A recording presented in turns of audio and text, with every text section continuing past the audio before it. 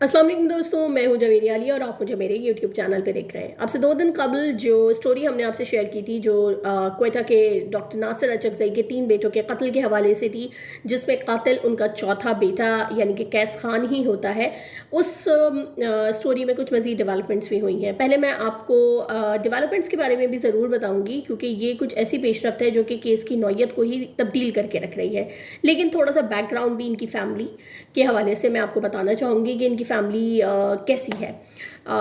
Doctor Nasir Achakzai famous orthopaedic surgeon है। इनकी बहुत अच्छी शोहरत है, लोगों में बहुत इनका नाम है, रुतबा है, इज़्ज़त है। अपने कबायली इलाके में भी ये बहुत इज़्ज़तदार माने जाते हैं। और जिस एरिया में रहते हैं यानी कि रेलवे हाउसिंग सोसाइटी में, वो एक पॉश एरिया है जहाँ पे ज़्यादातर अमीर तबके के अफराद रहते हैं। तो ये भी वहीं पे रिहाइश पजीर है। इनके 4 बेटे हैं। कैस खान जो कि कातिल जिसने अभी एतराफ़ी जुर्म किया है, उसको मिला के इनके 4 बेटे और एक बेटी भी है। बेटी इनकी डॉक्टर है।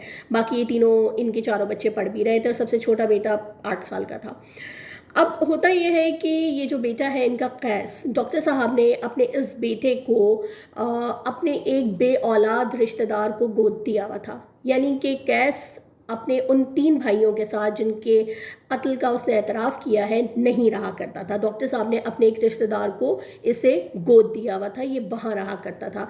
तो बैकग्राउंड बताने का मकसद इनकी फैमिली के हवाले से सिर्फ ये है कि हर किसी के जहन में ये ख्याल था कि आखिर ऐसी कौन सी वजूहात हो सकती हैं जो एक शख्स को, अपने भाइयों को कत्ल करने पर मजबूर कर दें। तो जो कैस ने बताया है कि रोक टोक होती थी, मैं जायदाद में हिस्सा लेना चाहता था, वहीं कहीं ना कहीं ये नफसियाती मसला भी उसके साथ दरपेश था कि वो चूंकि अपने भाइयों के साथ नहीं रहता था और उसके दिल में कहीं ना कहीं एहसास कमतरी भी था कि उसके वालिद ने उसे अपने तीनों भाइयों के साथ नहीं रखा। गो कि पुलिस की तफ्तीश में या रिकॉर्ड में इस बात का खुलासा नहीं किया गया है, लेकिन चूंकि हमें ये इत्तला मौसूल हुई थी कि ये अपने वालिदैन के साथ, अपने बहन भाइयों के साथ नहीं रहा करता था, तो इस बुनियाद पर हम ये अखज़ कर रहे हैं कि उसके दिल में कहीं ना कहीं अपने वालिद के लिए या अपने दीगर बहन भाइयों के लिए वो मोहब्बत नहीं थी जो साथ रहने वाले बहन भाइयों में होती है, या उसके अंदर कुछ ना कुछ कहीं ना कहीं एहसास कमतरी इस हवाले से था जिसने उसको प्रोवोक किया कि वो इन सबको मार दे।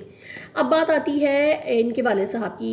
तदफीन के लिए वो अपने आबाई गांव चमन चले गए थे और वहाँ से वापसी पे आके उन्होंने जो है जितनी भी कानूनी कार्रवाई थी वो की थी। अब इस कानूनी कार्रवाई में एक टर्निंग पॉइंट है और वो टर्निंग पॉइंट ये है कि डॉक्टर साहब ने जो मुकदमा दर्ज करवाया है, जो FIR दर्ज करवाई है, वो अपने बेटे कैस खान के खिलाफ नहीं करवाई है, बल्कि उन्होंने FIR का मतन में ये लिखवाया है कि नामालूम समत से नामालूम अफराद ने गाड़ी पे फायरिंग करके मेरे तीनों बेटों को कत्ल कर दिया और मेरा मुलाजिम ज़ख्मी हुआ और मेरा बेटा कैस जो कि पिछली सीट पे मौजूद था वो मौजज़ाना तौर पे महफूज रहा।